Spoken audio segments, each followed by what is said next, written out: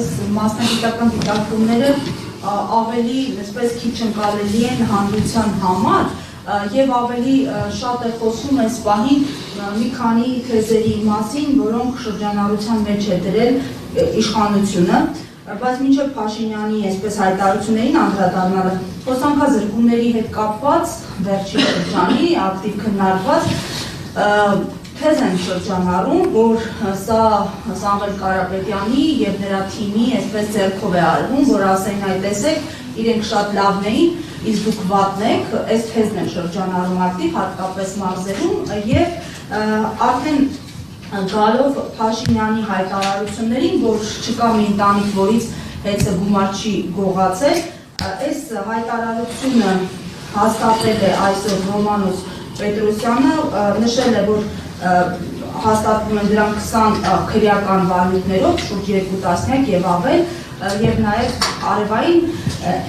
էներգիայից օգտվողների մոտ են խնդիրներ եւ այլն, բոլորի մեղքը, այսպես ասած, մեղավորը հեծն է, դուք եք եւ Սամվել Կարապետյանը։ Ու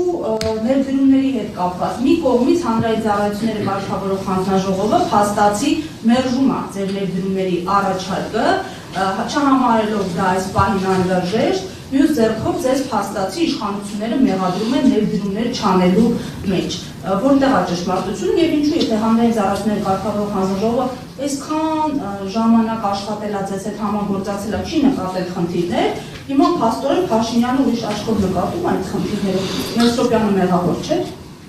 Սկսենք առաջին հարցից, չեմ պատկերացնում, թե ինչպես կարող էր Սամվել Կարապետյանի կառավարման ներքո գտնվող հեծը իրենց կառավարման հեծ այն ժամանակ այսօր իրենց կառավարման տակ գտնվող հեծի միջոցով վատաբանել կամ չգիտեմ այնպես իրավիճակ ստեղծել, որ իշխանություններին վնաս լինի։ Նախ առաջինը բոլոր շատ լավ հասկանում ենք, որ գոնե Սամվել Կարապետյանի կառավարման ներքո եղած հեծի ժամանակ ոչ ոք իշխանություններին չէր մեղադրում։ Բոլորին պարզ է, չէ՞ որ սեփականատերը կար ու իշխանությունները թող չստեն, իրենք այն ժամանակ հեծին բացարձակապես չեն պաշտպանել, հակառակը։ Կարող եմ ունենալ հիմնավոր կասկածներ, որ տակից, այսպես ասած, իրենք էլ են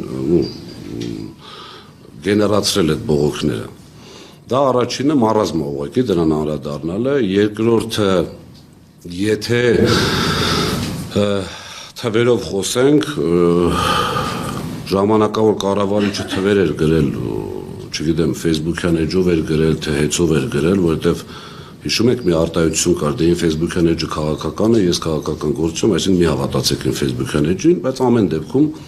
թվեր էր նշել, չգիտեմ որտեղից է վերցրել, ես հիմա ձեզ կասեմ 24-25 թվականի այդ